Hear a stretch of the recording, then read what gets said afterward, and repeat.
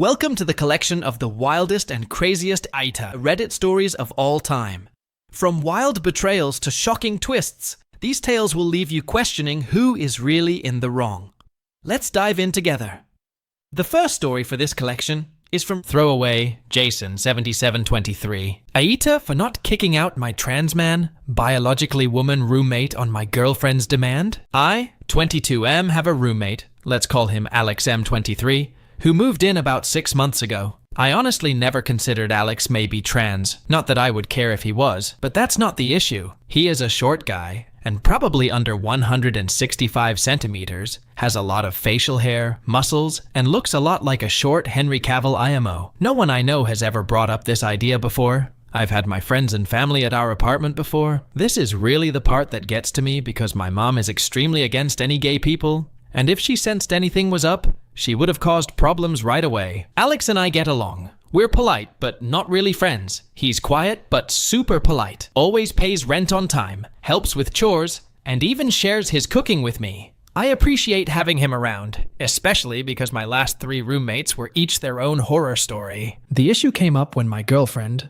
let's call her Sarah F28, came over one day. Alex was shirtless. To clarify, I forgot to tell Alex that she was coming over, and she noticed the scars on his chest. After that, she was quiet and short with me her entire stay there. When she got home, she blew up my phone, asking why I had a female living with me. I was confused and asked what she was on about. She says that she knows that his scars are from top surgery and that he is short, so he must be trans and a born female. I tried to explain that even if Alex is trans or a born female, that there is no way I'd be attracted to him, because to any person who looked at him, you would see a freaking guy. Plus, he's respectful, and doesn't cause drama like my last roommates, which she knows about. Just to be clear, I honestly still have no idea if Alex is even trans. I googled it, and those scars could be from some other surgery, like heart surgery or gynecomastia. And I really don't have an argument for him being short, but there is a lot of short men. At first, Sarah wanted me to just ask Alex if he was trans, which why the fuck would I do that? Or give her his last name so she can run a background check? I said no to both. Then she said this was a violation of trust, and that if I didn't either find out Alex is trans, and kick him out, or just kick him out, that she would have to reevaluate things. Basically, threatening to break up. I said I don't do ultimatums and that we're done. Since then,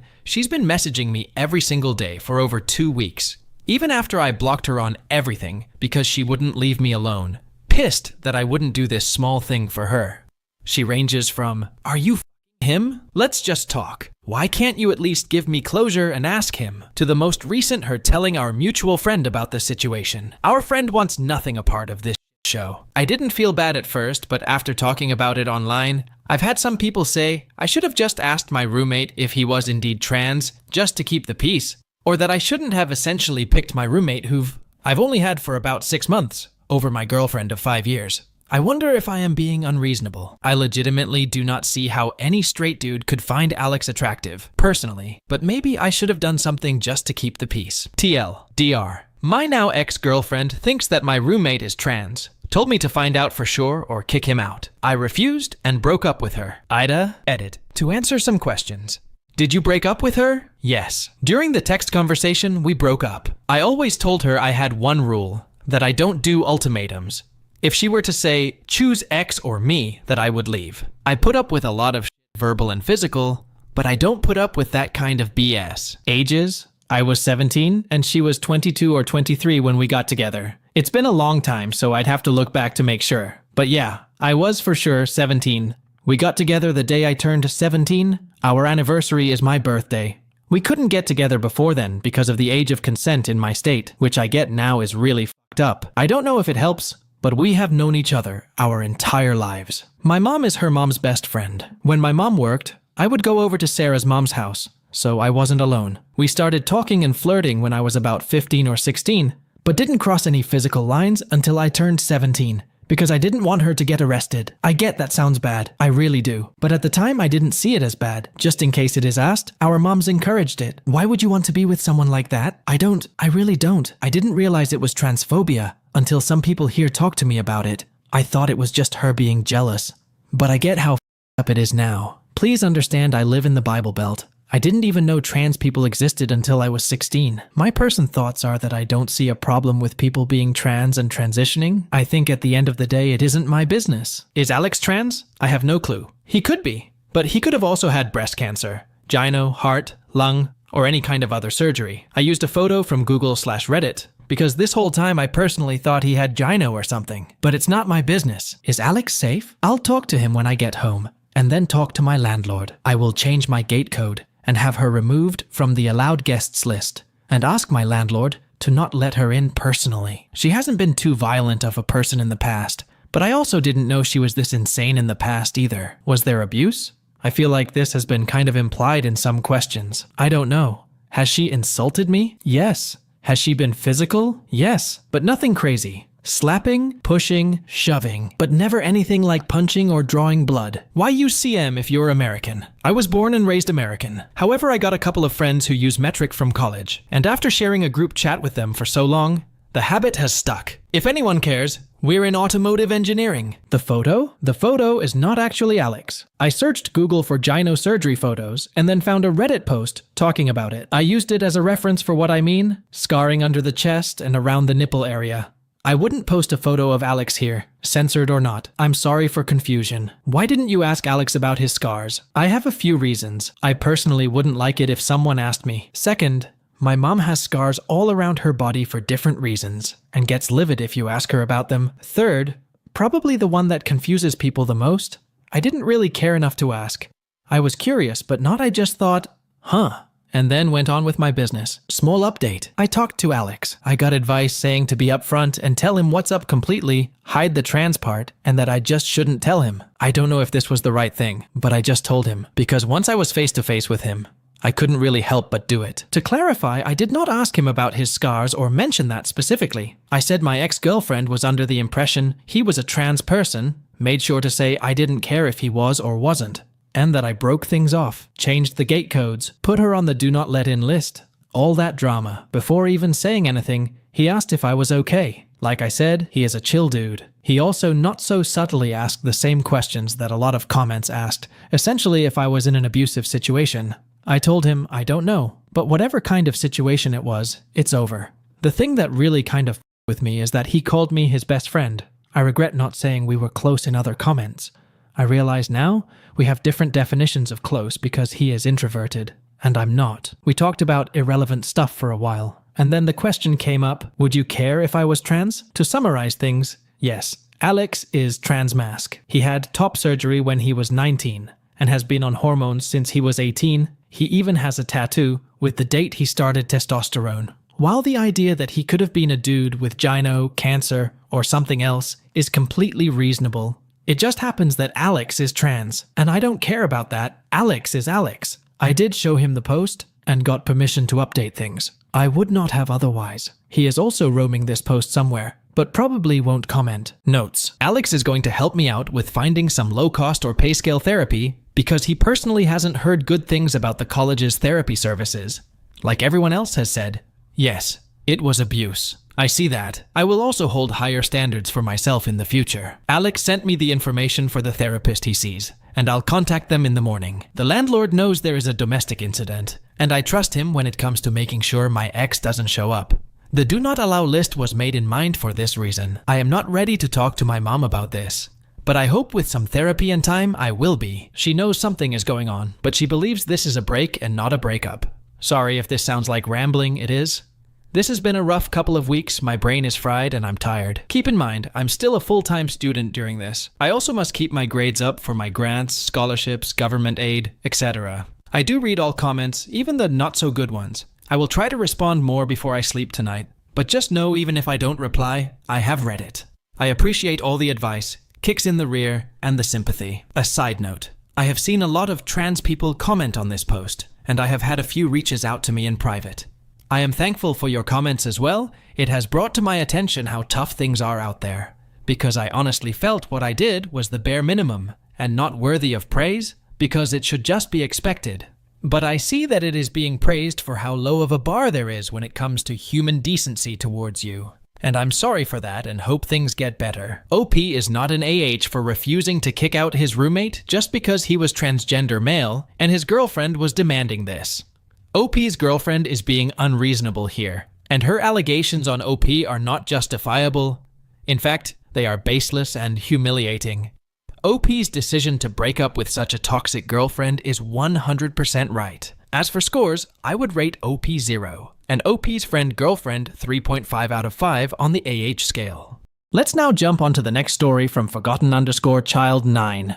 AITA. For exposing my parents when they forgot about me on their wedding. I, 17F, was recently forgotten about on the day of my parents' wedding. My parents have been together for about 25 years, but they never actually got married. That's why when my dad, 50M, proposed to my mother, 49F, on their anniversary, which they have always celebrated on the date my mother found out she was pregnant with my eldest sister, even tough they were already together before. Everyone, including me, was elated and celebrated the occasion with great joy. This happened all the way back in February. They immediately jumped into wedding planning, deciding very early on a small event in Hawaii with just the closest family and friends for an intimate ceremony. Almost immediately, my mother asked my sister, 25F, to be her maid of honor, and my dad asked my brother, 22M, to be his groomsman. I wasn't surprised or offended by this. My sister had always been a mommy's girl, and they both enjoyed spending time with each other, shopping and socializing, so they had a very close bond, and the same goes for my father and brother. They always played football together and messed around with cars. My father even trained my brother's team for a while in middle school. That had always left me as the odd one out. I tried to insert myself on my family's hobbies and groups that they had within our home, but was always rebuffed. Maybe they could sense that my interest on their activities wasn't all that genuine, or maybe they just didn't care. Either way, I was used to being the last and least important member of my family. Mom had sis and dad had bro. My parents had each other, and my two siblings were closer to each other than they ever were to me, leaving me very lonely and isolated in my own home. During the preparation for the wedding, initially it was suggested that I be the flower girl, but my sister thought that role would be more appropriate for her daughter, 3F, so that idea was quickly tossed away. Later, my maternal grandmother suggested that I might read a poem or do a little bit of a speech during the ceremony, but both my parents refused because they wanted the wedding to be low-key, and they didn't think a cheesy and sappy speech would fit their vision, their literal words. I was still okay with all this, even though it hurt to know I would be the only member of the family to not actually be part of the wedding party or have any role at all on the day. As the day approached, my parents and siblings got more and more caught up on all the wedding planning. I noticed my mom didn't invite me dress shopping, and that whenever they would have discussions about the venue or the event, I was left out, so I decided to see if they would realize that I wasn't being involved at all, and kept quiet, waiting for them to ask me something, anything, about the wedding, but that never happened. The wedding was set for 3 weeks ago, the end of August. The day before the departure, my mother casually asked if I had my luggage ready, because we couldn't be late to the airport. I bluntly told her that I hadn't prepared anything. She got confused for a second, and then snapped at me for not being prepared. I then asked her if I even had a ticket, and her face went pale. Yep, they hadn't even bought me a ticket, and I'm not even sure if I had a room or any accommodations once there. Even though I was the only person in my family without a stable income, I work as a part-time babysitter. My parents had bought first-class tickets for my siblings and the couple other friends that were attending the wedding, but had forgotten me. My mom told me not to make a big deal out of it, and that they can just find me a low-cost ticket last minute from a cheap airline. But I just replied by asking her, then what? Do I even have a dress for the ceremony? She went with sis to buy hers and all the other female guests months ago, but I wasn't included. That's when my father came in and just told me to suck it up, and that I've never been a girly girl, so I could just wear whatever. I got mad at this because, even though I'm not the most feminine girl in the planet, I would have loved to be included in such an important part of my parents' wedding. And it was about the fact that I was excluded for literally everything that had been going on for months. We all got into a fight with them, calling me entitled and accusing me of making myself small intentionally, so they would forget me. Like, that is a valid excuse for ignoring a child. They ended up telling me that if I was going to keep this attitude, I might as well skip the whole thing altogether, to which I responded with a defiant, fine, and went to my room. Next morning, they all left for Hawaii without me. The ceremony was small, but they all posted loads of pictures on Insta and Facebook about how perfect and magical that whole week was being. People realized quickly that I wasn't in any of the photos and asked my parents why, to which they replied that unfortunately, I had caught COVID before the trip and had to stay behind. My blood boiled at this. I don't know why this was the straw that broke the camel back for me, but it was. I decided to take a COVID test and published a picture of myself holding the negative test and captioned it, "Not sick at all, just forgotten." I tagged everyone that had questioned my absence from the trip and the wedding in the picture, and for good measure, also every person invited to it. I also wrote in the comments about how my parents had literally forgotten about anything to do with me until the day before parting and how they uninvited me. Most people were on my side and others couldn't believe it and thought there must be something more to the story than what I was saying. But one thing is for certain, I completely ruined my parents' wedding, and their day was overshadowed by my confession. At first, I felt quite satisfied with myself for standing up on my own. But after a barrage of messages from my family calling me every name in the book, and later, when they came back, them furiously attacking me for my immature actions and my spoiled behavior, my pride deflated quickly, and I began to feel awful. I hate my family, and I hate being in this house, but I'm a minor and can't leave just yet. I do feel like I could have handled the situation better though, and now I feel so depressed that I'm second-guessing everything I did, from not speaking up before to the way I exposed them. I also feel guilty for the lack of connection between all my family and me, and maybe I could have done more. So, AITA for ruining my parents' wedding when they forgot about me. Update. Hi everyone. I wanted to write an update earlier, but I'm still kind of a mess now. But I figured since my post had such an overwhelming response, and so many people commented and sent me messages that I should write about the latest developments. First, let me start by thanking all that commented on my post and shared their own experiences or points of view on my situation. Thank you so much. A few days ago, I could barely find the energy to get out of bed, and my family's comments had made me really believe that I was guilty for all that had passed. But after seeing the responses to my post and all the support you guys were giving me, I felt somewhat reaffirmed in my actions and feelings towards my family. I'm still fighting the feelings of guilt and depression, but whenever I start to spiral, I think on how much this community of strangers has had my back, and I try to calm myself down with your words. Thanks to your input and advice, I finally decided to call my grandma and tell her the full story. Just to clarify a point before going on, I said this in the comments, but I feel like I should put it here also. My grandma, 77F, did not attend the wedding. She lives several states away and has mobility issues, so she doesn't travel anymore. We went to visit her around Easter, and that's when she commented that I might read a poem at the ceremony, but that was the last time I saw her in person before all this. She's always been very loving to me and has called out my parents in the past for their favoritism, but it's hard for her to play a more active role in my upbringing since she lives so far, and I'm always worried about bothering her due to her age and health condition. She had a minor stroke a few years back and is now back to normal, but I still worry. Anyway, I called her and laid out everything that had happened with the wedding, and how my parents didn't even buy me a ticket to go with them. She came to the same conclusion that most commenters did when I told her that it was simply impossible, that they had forgotten, and that they did it on purpose.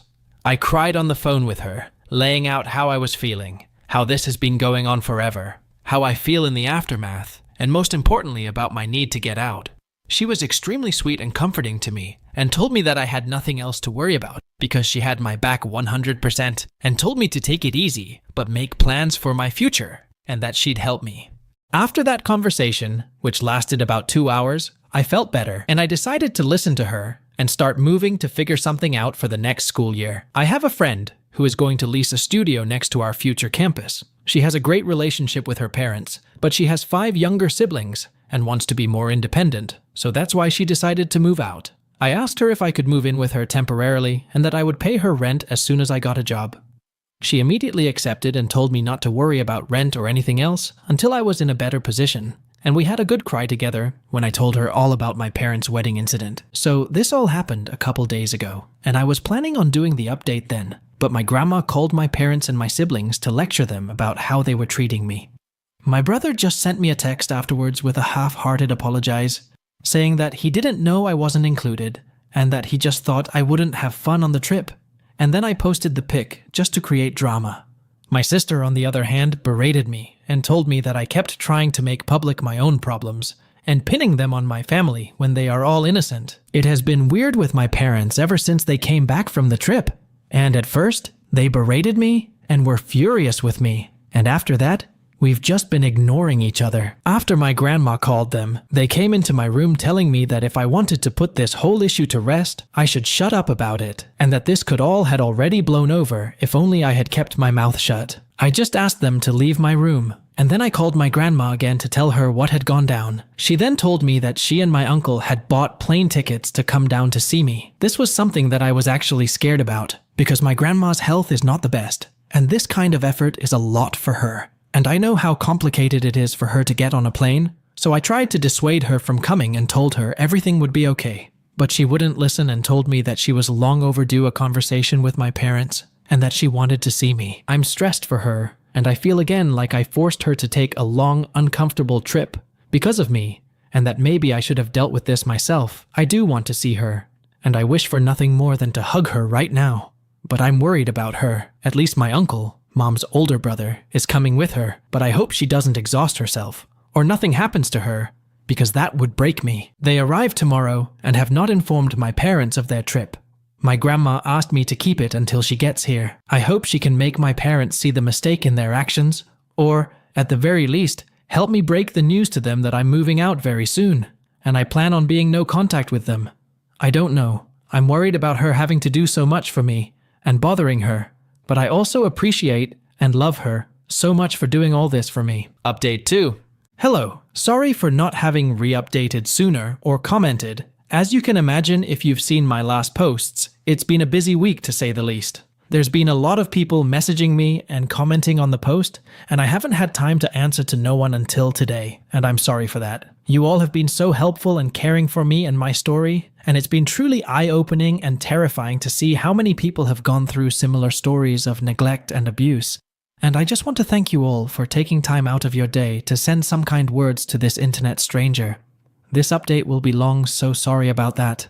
I'm just going to continue where I left off. So, my grandma called me to tell me she was coming here to see me and help me out. I was very stressed about it because my grandma has a very hard time traveling, so for her to take this trip meant that she would be under enormous stress, and I felt responsible for her since I was the one that called her. She arrived early Monday morning with my uncle, and I went to get her at the airport. NGL. It was a very intense and emotional moment, and as soon as I saw her, I ran to her arms and broke down sobbing.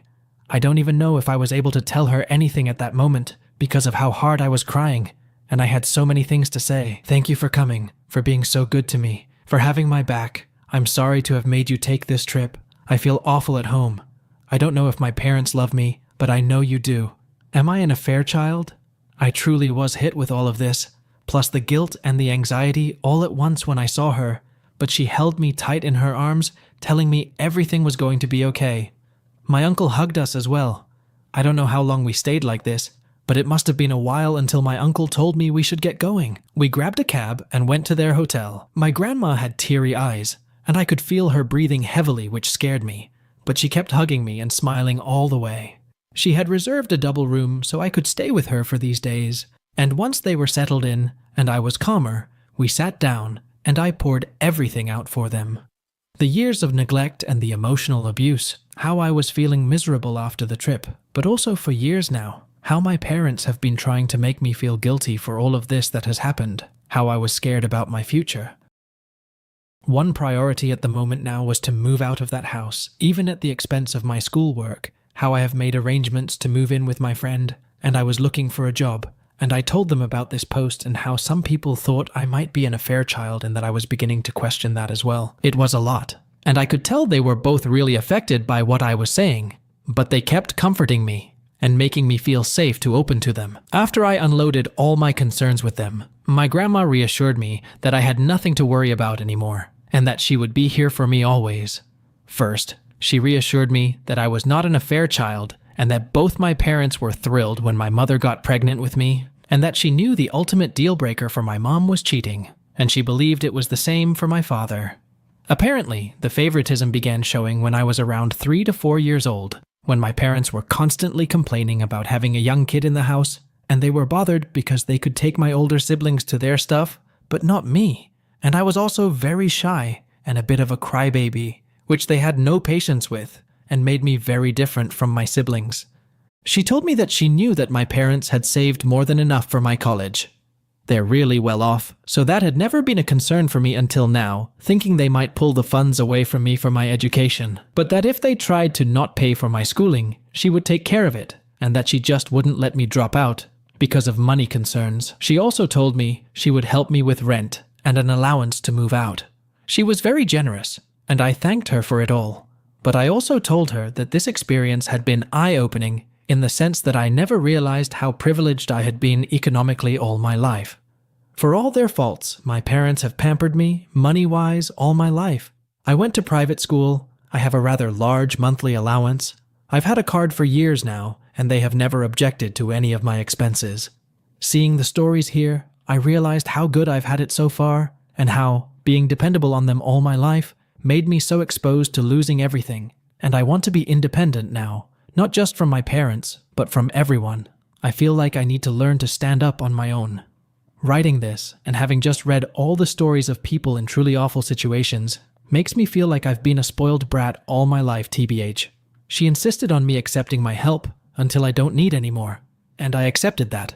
But I'll still will look for a job and try to make it out on my own. We relaxed for a while in the hotel, because we were all exhausted from the morning, but in the afternoon, we grabbed a cab and went to my house. My parents were extremely surprised to see my grandma and uncle with me when I entered the door, but before they could say anything, my grandma told me to go pack all my essentials while they talked to them.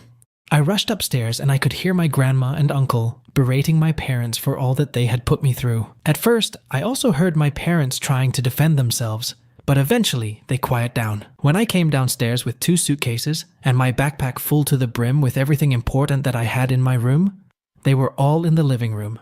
My father was beet red, and my mother was sobbing like a child. And when she saw me, she extended her arms on my direction, saying she was sorry. But I just said, "Save it," with the coldest tone I could muster. And my dad said that I didn't have to be jerk, to which both my uncle and grandma told him to shut up.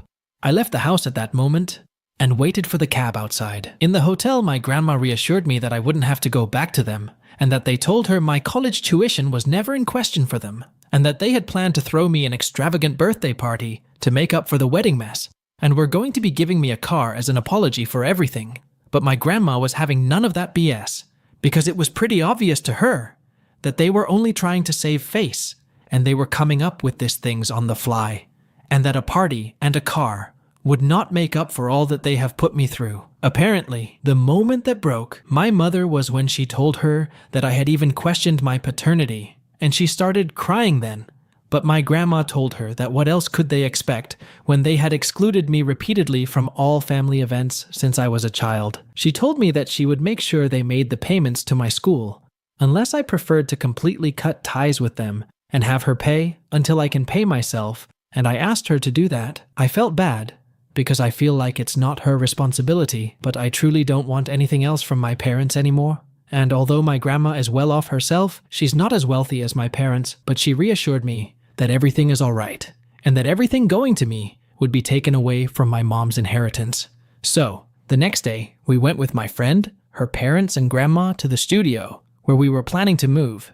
And immediately upon arriving, my grandma said, "Absolutely not." I knew from pictures that the studio was very small and dirty, but we saw water damage and mold in the bathroom and kitchenette, and there was also rust in the little old appliances.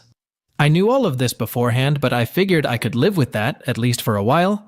But the thing that the adults pointed out that actually made me and my friend change our minds was the fact that this studio was street level in a bad neighborhood, in a building that didn't seem particularly safe and had bullet holes on the walls, which I didn't even know what those were until my friend's dad pointed it out. So, Grandma and my friend's parents said they would look for an apartment for us in a better location, and they'd help cover the costs.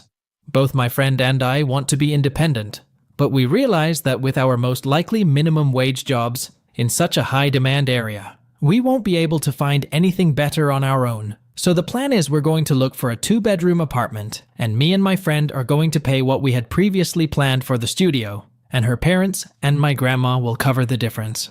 I know it's still quite spoiled of me to expect that help from my grandma, But after seeing the studio in person, I truly wouldn't have felt safe there. My friend's parents, who were somewhat aware of what I was going through, told me that I could move in with them until we find a nice apartment, to which I'm extremely grateful, since Grandma is going back in a couple of days, and I've been staying in the hotel with her ever since. Apparently, my friend, her parents, and my grandma spoke about this before coming to me to make sure I had some safe place to stay until we move into the apartment, which is still to be found. I teared up a little as I thanked them, seeing how people were rallying behind me to offer help. Since then, I've been moving some of the stuff I had left at my parents' and setting my space in my friend's. My mom keeps crying and apologizing every time I go back, and even my father has said sorry. But I remain distant and cold towards them. My sister called and said that our mother was a mess and that I was a for what I had done, but before she could say anything else, I hanged up the phone and blocked her. I was going to block my brother as well, when I saw that he had sent me a very long message, apologizing again and again for all that he has done to me, and for not realizing our parents were treating me so poorly. He says he's been doing a lot of self-reflection on the days since Grandma called, and realized that he had been in the wrong for assuming I wasn't on the trip, because I wouldn't want to go, and for just allowing my parents to exclude me for all those years. I sent a brief reply thanking him for his words, but telling him I need space, and I was not ready to accept his apology. I feel like he might be genuine because he has never been nasty to me the way my sister has, just aloof towards me. But I also feel like I need to keep him away for the moment. Also, keeping a bridge up with my family feels like the right thing to do right now that everything is so fresh. Maybe in the future he will show me he's just as nasty as everyone else, and I'd block him, but if he respects my boundaries, I feel better not cutting him off completely. I've also made an appointment with a therapist who specializes in neglected teens, and I have my first preliminary visit next week, again, funded by my grandma, which makes me feel ever more eager to find a job ASAP to take the burden off of her, even if she tells me time and time again she is happy to do all of this for me. That's where things stand right now. I don't know if I'll update again, maybe when I start classes or move to the apartment, but right now, I'm just trying to enjoy some time with my grandma and my uncle, and learn to grow and get rid of these feelings of guilt and depression that have been plaguing me for so long. I want to thank once again all of this community for being so nice and helpful to me, and all of you who have messaged me with your own personal stories of getting kicked out or having to learn how to make it on your own at a too early age. You've helped me feel a lot less alone and made me realize that things can get better if I work hard for it. I feel kind of spoiled for having such an amazing support system on my grandma, uncles, and my friend. But you all guys are right. Reaching out has been the absolute best decision I could have taken, and opening up about my feelings to those who love me and to all of you. Internet friends has absolutely saved me, so thank you. Really, I'm more grateful than words can ever tell. Update 3. Hello everybody. It's been a while, and I'm sorry I didn't respond to messages or updates sooner, but I've been very busy, and I'm also trying to grow away from all that's happened to me. But I'm back with an update on how things are going, if anyone is interested to hear. To do a recap where I left, I moved to my friend's house after my grandma visited me, and we were able to stand up against my neglectful parents. My grandma and uncle left just a couple of days after I published my last update, and it was a very emotional moment for us both. For the first time in my life, I felt protected and loved with someone of my family. I'm sure throughout my life there must have been moments where I didn't feel so down and alone, but that week I spent with Grandma, I truly felt like someone was in my corner, unconditionally, and I'll be forever grateful to her for being there for me. After she left back to her hometown, I got settled in my friend's parents' home. While we looked for an apartment, she was already working as a private tutor for young kids, and she helped me get the same job as her, so now we are also co-workers. The job is great, and the salary is quite nice for a first job, so I was over the moon to be hired. We also found an apartment. It is near campus, has 2 bedrooms and a nice living area and kitchen. It's not big, but it's clean, and in a neighborhood that is primarily college students living in it, so it's quite nice. And there's plenty of cool spaces to hang and meet people. We're just in the process of moving right now, and I'm writing this update from my new bedroom. I celebrated my 18th birthday a couple of weeks ago, and it was great. I went to a restaurant with a few friends and had a nice time. The only drama there's been so far with my parents since the whole debacle is that they showed up in my friend's home the day of my birthday, asking to see me. I wasn't there at the time, but my friend's dad was, and he told me that they were both very apologetic and asked him to get me in contact with them. They left a letter with him in which they basically acknowledged that they have been awful parents, but they want to rectify their mistakes and begged me to talk to them. Maybe I'm cold for doing what I did next, but I decided not to answer them in any way and asked my friend's dad to tell them to leave if they ever show up, which he respected. A part of me wanted to go to them and try to mend our relationship, but I also felt like it had taken all of this effort for me just to show them I exist and how much they've hurt me through my life. And if I go back now, I'll be betraying myself and all the work I'm putting on growing and becoming an independent person. After my birthday, I had a couple of weeks before we could start moving into the new apartment, so I went to visit my grandma at her house. I showed her the many pictures I took of the new apartment, told her all about my new job and the classes I'm about to start after New Year's, and she was so happy for me. We had a family get together to celebrate my birthday too, and my uncles and cousins came to grandma's, where we had a bit of a party. My brother also came. I've slowly been talking more and more with my brother. Of all my immediate family, he is the only one that has never treated me badly. And although he was neglectful towards me and enjoyed my parents' favoritism, he never treated me bad, and I feel like he was also a victim of the toxic environment that was our house. I don't trust him fully, but he has apologized very sincerely, and since he lives near me, he wants me to feel like I can rely on him if I ever need something. I do feel safer knowing that I got at least one family member in my city that is worried about me and would help me if needed be. I asked him once how my parents were doing, and he told me that ever since I left, he himself has limited a lot of contact with them, and he blames them for the whole situation, whereas my sister insists that I'm being selfish and causing pain on my parents because I'm the problem. Not sure how that works. My parents also seem to have been somewhat ostracized by many of their friends after news of what happened to me got out, but according to my brother, they are constantly asking for me and are now saying to anyone that might listen that they fucked up and don't blame me for my actions, but they want to rectify their mistakes. I don't know if I buy this act, and I feel like they know that now the best thing they can do for their reputation is to try and put the ball on my court regarding reconciliation so that they can look like they've done their part. I'm now more than ever focused on my future, and I don't really want to think of them. I go to therapy, and I'm trying to grow and embrace the love of my newfound support system, my friend, her family, my grandma, my uncles and cousins, and maybe my brother. I hope this will be my last update since I want to close this chapter of my life, and if I'm ever back here, it will probably mean something has happened. But I wanted to share the good news with all of you because you truly saved my life in a desperate moment. I was so down those days after the wedding, I felt like curling up on my bed and try to disappear. But you all helped me pull myself up and face the music, and I'm now so much happier than I think I've ever been, and I'm looking forward to all the wonderful things that are happening in my life, so thanks to all of you. OP is certainly not an AH, rather her parents are AHs for excluding her from the planning and not even booking ticker for her. It is really insulting, and OP's being hurt and feeling excluded it 100% justified. As for scores, I would rate OP 0 out of 5 on the AH scale, and OP's parents 3.5. Let's now jump on to the next story from Bam-GS7979. AITA for telling my gay friend that the cant persuades every man. Hi, so for context, I'm a straight female, 19 years old, and I have a male best friend who is gay, also 19. Recently, another girl in our friend group, let's call her Sarah, has gotten a boyfriend who is straight. Both are 20. So, basically, my friend, who is gay, has this theory that every man is either secretly gay or could be easily persuaded to bang another guy or be attracted to one. You just need to be persuasive, is what he likes to say. This wouldn't be an issue, but recently, he's been adamant that Sarah's boyfriend is gay, or bi, and that he should try flirt with Sarah's BF to see if he's truly straight. He believes that since he's more of a femboy, that her boyfriend could be persuaded. Sarah has declined his idea multiple times, and it is becoming uncomfortable. He even suggested doing it behind Sarah's back, and she'd be thankful in the end.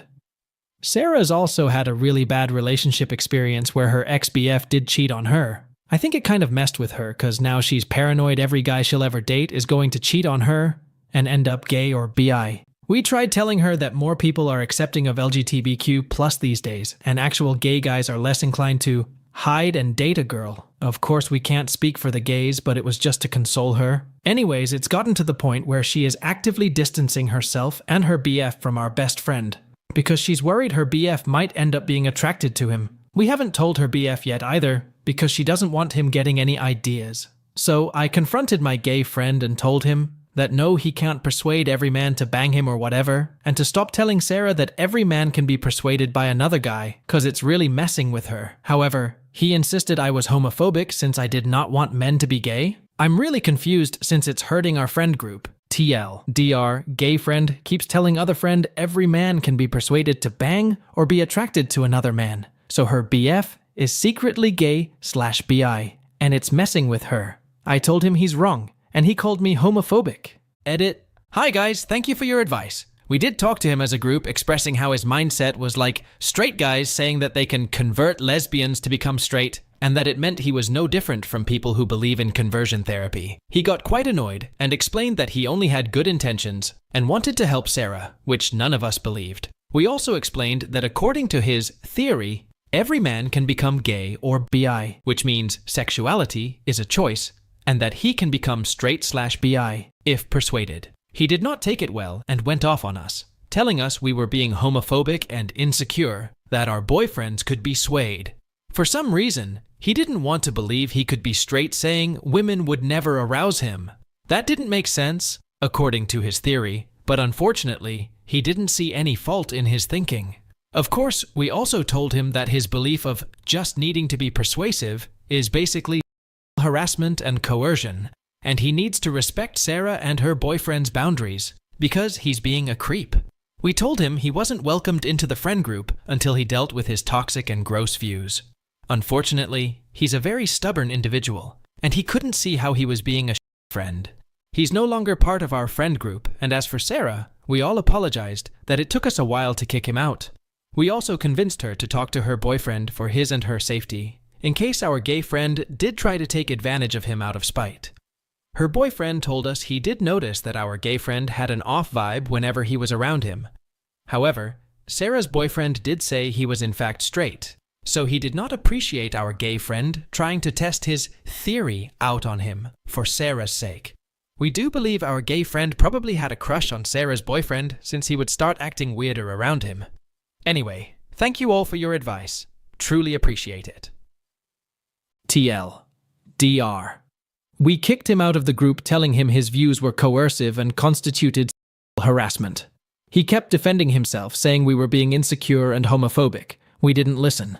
He is no longer part of the group, and we've apologized to Sarah for taking a while to kick him out. Sarah also told her boyfriend, who wasn't happy. OP is not an AH for standing up to the inappropriate and coercive behavior of his gay friend, and OP is 100% right for defending her boundaries. OP's friend's theory is just nonsense, and no matter what it is, he has no right to make his friend's circle uncomfortable because of his personal beliefs. As for scores, I would rate OP 0 out of 5 on the AH scale, and OP's friend 2.5. Let's now jump onto the next story from girldad_4. I told my girlfriend why my family was giving her bad looks at, and now I am on week 2 of drama because of it. AITA? I, 37M, told my girlfriend, 34F, why my family was giving her bad looks at, and now I am on week 2 of drama because of it. Is this salvageable? I am having a hard time right now because my girlfriend, whom I love, has decided that my whole family hates her, and I am also against her because of what happened when my brother and his family visited. For a little backstory, we have been dating for a little over a year. I am a solo parent, mother is deceased, of 2 amazing little girls, 6 and almost 9. She has 3 great kids, 15F, 14M, 9F. My brother also has 3 kids and comes to visit about once or twice a year for 4 to 5 days. My mom lives very close to me and I see her almost daily. She helps me with so many things and has really been my rock through difficult times becoming a full-time single dad. And I also work full-time as a professional engineer. It's also important to say that during this, her kids were on a trip with their grandmother for 2 weeks, and she stayed home to work. Recently, my brother visited, and we had dinner at my mom's house. And during the dinner, my GF was cussing a lot in front of the kids and everyone. She is definitely a cursor, but it's never been an issue for me. And to me, this seemed out of the ordinary. Just loudly saying f***ing shit at the dinner table with all the kids present, and my mom's natural reaction was to give her a dirty look. She took this as an insult and quickly left after dinner without barely a goodbye. I tried to play it off, but it wasn't hard to see it wasn't normal. She's usually the one who hugs everyone before she leaves, etc. The next day, after she slept over, she said she wanted to spend the whole day with us, and we had a whole bunch of activities planned. She just needed to go home and get pretty. Fast forward the whole day, and she texted me through the day saying, "I'll be there soon," but we didn't see her until about 4 o'clock. It was a little awkward for me as I told everyone she was coming in the morning. After my brother left, we talked about it, and I told her I didn't like her saying something and not following through. I would have been fine just for her to spend the day doing whatever she wanted and meeting up for dinner, or not at all. I just really dislike it when I'm told one thing then she does another. I expressed that to her, and so it begun. She said I compare her to my ex, reason why I'm sensitive to the "I'll see you soon" thing, and my mom was comparing her to my ex, and I was being unreasonable for wanting her there every second. I do want her there, but also understand sometimes first introductions are better little by little, and she has high anxiety, so it's all good. I told her exactly that before and after, but I stuck to not anting to be strung along. Next, she said my mom was giving her a bunch of dirty looks, and so I told her likely why, because she was dropping F-bombs at the dinner table. Well, I might as well have said that everyone I know and myself hate her as a person and want her to be a robot. The exact phrasing is, "I'm not going to censor myself." This led to a bunch of arguing, not yelling, but just talking. It finally got to the point I was about to just throw in the towel, and she backed off. I won't go into detail, but I said I respect her feelings, but she must respect mine too, and just because someone didn't like her word choice doesn't mean they hate her. My mom loves her. She also said she won't change for anyone, and if I have a problem, it is my problem, which she quickly backed off after I basically repeated back to her what she said. No, my daughter's birthday is tomorrow, and I also coach her basketball team, so we won't be able to do birthday dinner until late. So I said I would just take her out to a restaurant, and we could celebrate more the next day, Halloween. My GF said she wanted to cook, and she would make dinner happen, but she didn't want my mom to help cook or be around. I told her I'm not going to play referee, and she needs to talk to my mom if she feels like this still. I just want the birthday girl to have a nice dinner. We had the party this weekend.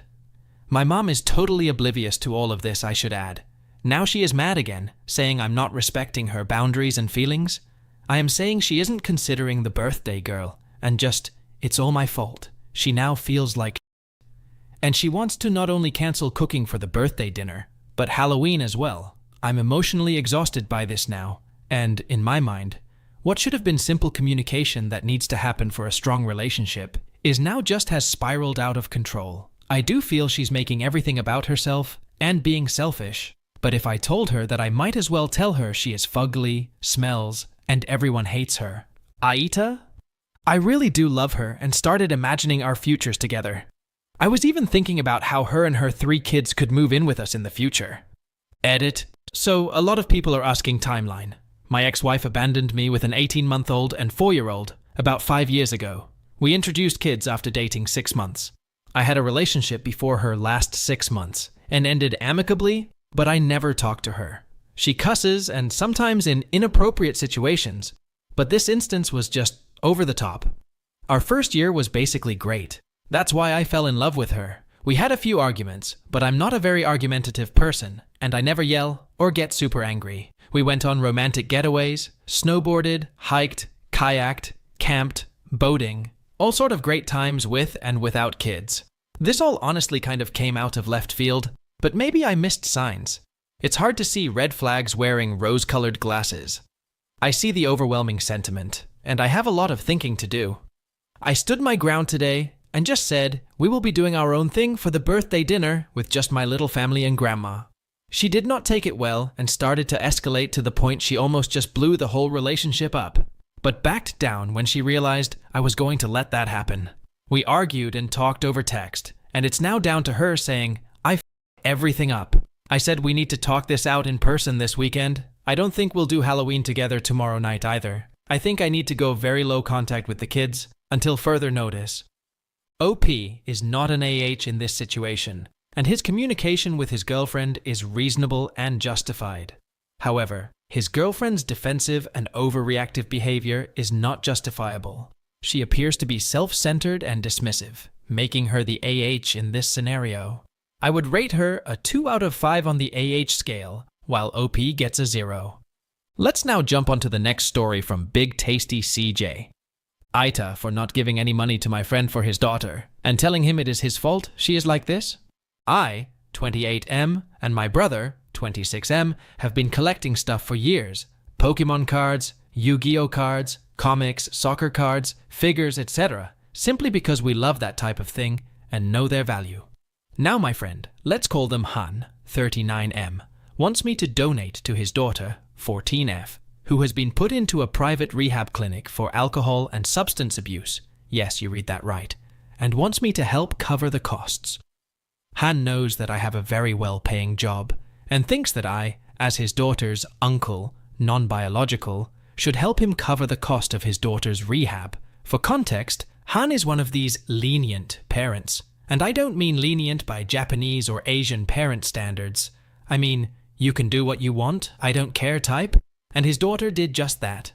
Me and Han came from very strict Japanese households and have joked many times over some things our moms and dads used to say and do to us when we were naughty.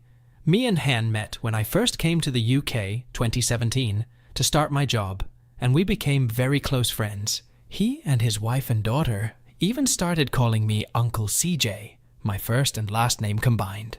Me and Han used to work at the same place until early 2022, when Han decided to leave work to pursue a YouTube career. It is not going well for him, and started being even more distant with his daughter, doubling down on the do what you want, I don't care attitude with her. Although Han's daughter has not dated anyone, and refuses to have boyfriends, she wants to wait until marriage for any type of intimacy. She has formed a very close friendship with a quiet girl from her school who is in a similar situation as her. She has a very relaxed parent setup. Just like Han's daughter, at first the two would sneakily buy things like energy drinks and drink them before school. Nothing really harmless. Teens drink energy drinks and coffee all the time on the way to school, and they thought they were being rebellious. Then things took a turn when she started staying over at this quiet girl's house. She would come back smelling of alcohol and cigarettes, and Han, being the great parent he is, simply said, "Don't do drugs, kids," and laughed. I spoke to her, however, asking her why she smelled like alcohol and cigarettes, and was met with, "My friend's mom and dad smoke and drink sometimes. It must have stuck to my clothes," which I instantly knew was BS. But there is no talking to her. Believe me, I have tried. Anyway, skip forward a little bit, and every time I see her, she smells of cigarettes. Han just keeps jokingly saying, "Don't do drugs, kids," and laughing. And I, although have tried many times, can't seem to get through to her. I went home to go and spend time with my mom and other family. I usually spend around 4 to 5 months a year home. Japan, as I can work remotely. My girlfriend, who is also Japanese, does the same. As our families are close, it is perfect as we get a holiday and see family. When we got back to the UK, me and my girlfriend stopped by Han's with some gifts from home. We walked in and was greeted by a girl who looked almost unrecognizable. Han's daughter looked very pale, extremely skinny, and had very dark circles around her eyes from tiredness. Me and my girlfriend looked at each other in shock. When we confronted Han, he said that it must be the late nights she spends with her friend. My girlfriend looked at him, and with a deadpan expression, said, "That isn't from late nights, that's drug use." She knows because her aunt was an addict. But he played it off. I tried to talk to Han's daughter, but to no avail. She shut me out. A few days later, I heard the buzzer at my apartment. It was around 4 a.m., and we were sleeping, but it woke me up. It was Han's daughter. I buzzed her in and let her come in. She ran to me, hugged me, and started crying, telling me about the things she and her friend had done. She went into painful detail on how her and her friend would buy substances, go to her friend's room, and take them, then pass out, and how she had cravings for more alcohol and substances, and wouldn't be able to control herself until she had taken some more. I comforted her, made her some food, and we spoke. I let her cry, vent, and let out all her frustration. Then I took her home. I forced Han to help his daughter, and he finally put her into a private rehabilitation clinic, which is fairly expensive. Han was covering costs first, but quickly started running out of money around week 4. and expects me and my girlfriend to cover the costs, or at least donate to them, as I was the one who told him to get her help. He then suggested that I sell mine and my brother's collections, which are worth a lot. But I refused, and told Han straight that it was his fault his daughter was the way she is, and that I wouldn't be paying a penny towards her care. Han was shocked and started berating me about how we are brothers, which, while I do see him as my brother, I also need him to realize that he caused this by not being there for his daughter. It's his mess. I warned him many times. Now he needs to fix it. His wife is just as useless as Han, if not more so. So I won't be paying. That is final, but I do feel bad. So am I the asshole? Edit. I am sorry about not using paragraphs first time. I was just so shocked that it slipped my mind. Also, I will keep you all updated when / if anything more happens. But right now, Han and his wife aren't talking to me and my girlfriend, despite us reaching out several times. OP is certainly not an AH for refusing to cover his friend's daughter's rehab costs because it is not his responsibility. Another reason is that OP's friend is mainly responsible for his daughter's drug abuse, as he never cared about her. So, I would rate OP 0 out of 5 on the AH scale. As for OP's friend, he is an AH for being entitled and dependent on OP, and his statement that OP should pay for rehab costs because he insisted on his daughter's treatment is beyond comprehension, and a big red flag of entitlement. So, OP's friend is an AH, and I would rate him 3.5 out of 5 on the AH scale. Let's now jump onto the next story from unknown_user. AITA for refusing to share inheritance with steps and half-siblings. I am 24M and twin sis 24F. We lost out mother when I was 8, but her memories forever will be cherished, because she was the textbook mom every kid wanted. 2 years after Dad remarried with a woman who tried to impose herself as mom on us and forced her kids on us who were 5 at that time, and twins, 1M and 1F. They met at some twin children activity contest. A year later, our half-bro was born. She was also physically abusive, but stopped with sis, who gave it back, and later me when I gave it back. My sister and stepmom used to have fights daily, as my sister is very strong personality, and stepmom couldn't impose herself on us. Our dad, 49M, used to take our stepmom's side, because she used to act all motherly in front of him whenever he came back home. Also, he used to spend time more with steps, and those kids used to cling on our dad whenever we had time with us, as their father isn't involved. It also led to dislike towards half and steps. I don't see them as siblings. We never had individual time with our father. And that biatch of woman never let it allow. They used to impose babysitting on us, but we refused to take care. It led to more bitterness, as once we didn't feed kids for whole day, and it was massive fight. They call me big bro, but I don't talk to them, and contact with father is due to fact I love him. My sister and me both are engineers and already working in great jobs. Our step biatch wanted us to go for some local degree in arts, but finally Dad put his foot down. She said it will be huge bill, but Dad said he had saved enough for us. My sis has contact with me on daily basis and minimum with Dad due to her refusal of talking to step family, and Dad not liking it. I talk once in a while to keep Dad happy. Our dad also didn't let us contact our maternal grandparents much, but we still used to visit once a year, and recently they liquidated their whole wealth. Note, my grandparents broke up with Mom when she married my dad, who wasn't rich. They connected when Mom was sick, but Dad never let them back fully. They are actual loaded, but we were loved by them, and they treated us fine whoever we visited them, and cherished it. Recently, they sold a lot of land to developers and other sources, and divided wealth between 3 grandchildren. In few months, me and sister will inherit around $4 million each. In excitement, I shared with Dad, and all hell broke loose. He wants my sister and me to divide it 5 ways, which we refused. My sister broke contact as she isn't dependent on him. For me, this money means buying a house outright, investing in other rental properties, as well as in my cafe, which I dreamt of. Dad is saying he will break every relation with us if we don't give money to other 3, whatever he was. He was still an involved dad, but I don't have love for those kids. I won't share a single penny with them. If tomorrow our parents pass always, they can go to orphanage. We just don't love them. But I don't want to lose Dad. I told him that he once again chooses his stepfamily over us, and he said we should have compassion. Edit to add. Those kids are not some innocent children. They even said our mother is your mother, and they were glad our bio mom was dead. It was last straw for us. They said it when they were 12, not 4. Also, people who are mocking my English, saying it's fake because engineers should write better English.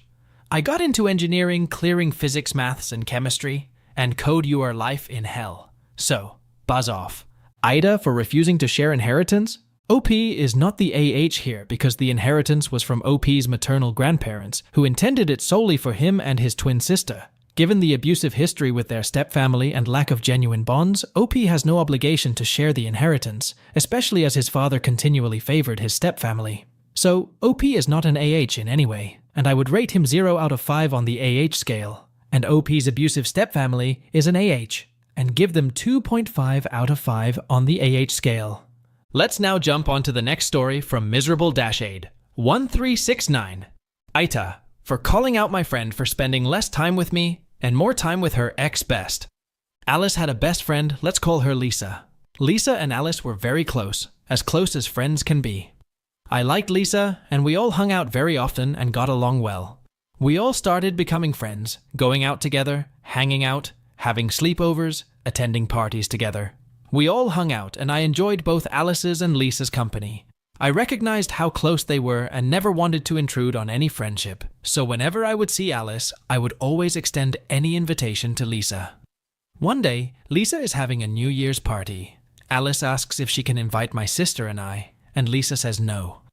I really didn't mind because I had previous plans, but Alice was upset because she was confused as to why Lisa suddenly didn't want to have me around. I didn't think much of it, or even make an issue. I liked Lisa, and I was busy anyway. But Alice thought it was strange. Among this and other reasons, Alice and Lisa had a falling out and ended up drifting apart. For 3 years after that, Alice and I became extremely close. I wanted to be there for her, and I viewed her as family. She was an important friend of mine, and especially after her losing Lisa as a friend. Naturally, we became closer and hung out a lot. Fast forward years later, Alice tells me that Lisa had reached out to her, hoping to reconcile and reconnect. I was really excited for her because I knew how close they used to be, and how much she valued their friendship before their falling out. She ends up meeting up with her, then suddenly, after that, starts being strange, lying about her plans, cancelling on plans way more often, and just being a bit distant when she would lie about her plans. And I would find out later that she was with Lisa. I would express myself and explain that I would appreciate honesty, that I'm happy her and Lisa are friends again. But I didn't appreciate her lying to me every time she went to hang out with Lisa. This turned into Alice sort of becoming distant, hanging out with Lisa more, and avoiding making plans with me. Sometimes cancelling plans to see Lisa. Almost every time I asked her to hang out, she would say she's busy or has schoolwork, but would be with Lisa. This sparked me to sit down and have a conversation with her about how I'm feeling. I was confused on why they would never include me in their plans, even though they've been friends again for months. I haven't seen Lisa once since they've started being friends again. I quickly realized that Lisa may have something against me, which I respected. When I asked Alice, she claims that Lisa has social anxiety and says it may be awkward because we haven't seen each other for a while. I was kind of confused because she didn't seem too socially anxious when we all first started hanging out and going out and spending time together. Anyway, in all, I respect Alice's decision to spend her time with whoever she would like. It is her life, and she's allowed to be close with people and not feel obligated to always mix friends. I'm pretty understanding about it. I'm just wondering if I'm the asshole for confronting her about this. Am I being a needy or jealous friend? I never did wrong by Lisa and never wanted her and Alice to stop being friends. I always included her, but I guess some people in life won't like you, and that's all right. OP is not an AH because she reasonably expressed her hurt feelings about her friend's sudden distancing and lying. Wanting and expecting clarity from a close friend is natural, and it is not jealousy. It is okay to renew a friendship with an old friend, but it does not mean you should just ghost the others. So OP is not an AH, and I would rate her 0 out of 5 on the AH scale. OP's friend is an AH here, and I would give her 1.5 out of 5 on the AH scale. Let's now jump onto the next story from ThrowRA-92020. AITA for not allowing my adopted son to choose the movie on family movie night. I, 45M, have 4 sons, 3 biological, 17M, 15M, 12M, and 1 adopted, 13M. We adopted Jake when he was 3 years old. He came from a difficult background, and we've always tried to give him as much love and support as possible. But if I'm being honest, it hasn't been easy. Jake has always been more of a challenge compared to my other boys. He's extremely sensitive and gets upset over the smallest things. Due to the trauma he experienced early on, Jake is mentally and emotionally more like an 8 or 9-year-old, even though he's 13. This isn't because of any special needs. It's just the result of what he's been through. When he was younger, he struggled a lot in school, to the point where he was eventually expelled from his primary school for behavioral issues. It was a tough time for our family. We ended up enrolling him in a social, emotional, and mental health school, which costs around £70,000 per year. While the school has helped him somewhat, Jake still causes a lot of problems. The school often calls us because Jake's had a meltdown or couldn't handle something, and it's clear he needs a lot more attention than our other kids. At home, Jake's neediness can be overwhelming. He's constantly seeking reassurance and gets upset if things don't go exactly his way. My wife has always been very patient with him, maybe too patient in my opinion. She tends to cater to his needs a lot more than the other boys, and I can see it starting to wear on them. I can tell they're starting to feel like Jake gets special treatment. Earlier today, during our usual Saturday family movie night, this issue came to a head. We always vote on the movie to keep things fair. The older boys and I wanted to watch the first Avengers movie. When we voted, Jake was the only one who wanted to watch Spider-Verse instead. Jake loves Spider-Verse, and we've watched it several times before. Seeing how upset Jake was getting, my wife suggested that we just watch Spider-Verse to avoid a meltdown. She felt it wasn't worth the fight and wanted to keep the peace, especially considering how sensitive Jake is. But I felt like it wasn't fair to the other boys who had won the vote fairly. I said no, we're sticking to the movie that won the vote. Jake, predictably, got really upset, stormed off to his room, and refused to come back downstairs. After the movie, my wife and I had a huge argument. She said I was being too harsh and that I don't understand how difficult things are for Jake because of his past. She thinks I should have just let him have his way to avoid the conflict. But I'm tired of walking on eggshells and constantly giving in to Jake at the expense of the other boys. I don't think it's right to let Jake dictate everything just because he's more sensitive. AITA for not letting my adopted son choose the movie on family movie night, even though it upset him and led to a huge argument with my wife? Update. Hi all, this is an update to a post I made about 4 months ago. For full context, you might want to check out the original post. After reading through your comments and taking some time to reflect, I came to realize I've been too harsh on Jake, not just regarding the movie night incident, but in general. Jake has had a difficult journey since he joined our family, but that's not his fault. When we chose to adopt him, we committed to supporting him through every challenge. He didn't choose his trauma, and he certainly didn't choose to end up in a family where he might feel different from his siblings. That responsibility lies with us. We've made a few changes, starting with family movie night. Instead of voting, which often left Jake feeling excluded, we've switched to a rota where each person takes a turn picking the movie. This simple change has removed a lot of the tension and has made movie night feel more inclusive for everyone. I honestly can't believe I didn't think of it sooner. Thank you to everyone who suggested it. In hindsight, I realize my original post felt more like a venting session, and I regret the way I spoke about Jake. I needed to get those feelings out, but now I understand it wasn't fair to talk about him in that way, even anonymously. Since then, I've started journaling to work through my emotions privately and with a clearer head. I'm grateful for the wake-up call your comments provided. One point raised repeatedly in the comments was the glass child concept. The idea that our other boys might feel overlooked because of Jake's needs. That really hit home for me. To address this, we've started a new Sunday tradition. Each Sunday, I take one of our boys out for a full day, just the two of us, doing something he chooses. It's been great for all of us and has given me precious one-on-one time with each of my sons. My relationship with them feels stronger, and it's something I look forward to every week. Jake and I also had a long heart-to-heart after my original post. He opened about feeling like his opinions and wants don't matter, and that he sometimes believes I love my other boys more. Hearing that broke my heart, and I took responsibility for my role in making him feel this way. His early trauma impacts his sense of security, but I can't ignore that my own behavior contributed as well. I'm committed to showing him that he's just as valued and loved as his brothers. Finally, some people asked about therapy.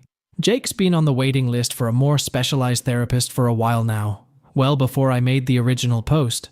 In the meantime, he does receive some therapy through his school, which helps, but we know he'll benefit much more once he has consistent access to a trauma-informed therapist. We're hopeful this will come through soon. Thanks again to everyone who shared insights and advice.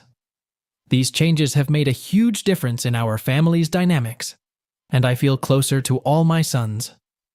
I'm working every day to be a better parent to Jake and a more balanced dad for all our kids. OP was not an AH for prioritizing fairness in movie selection, but his approach lacked understanding of Jake's emotional needs, and it contributed to Jake's feelings of exclusion. However, after reflecting on the situation, OP adopted an approach that ensured inclusivity. It is appreciable.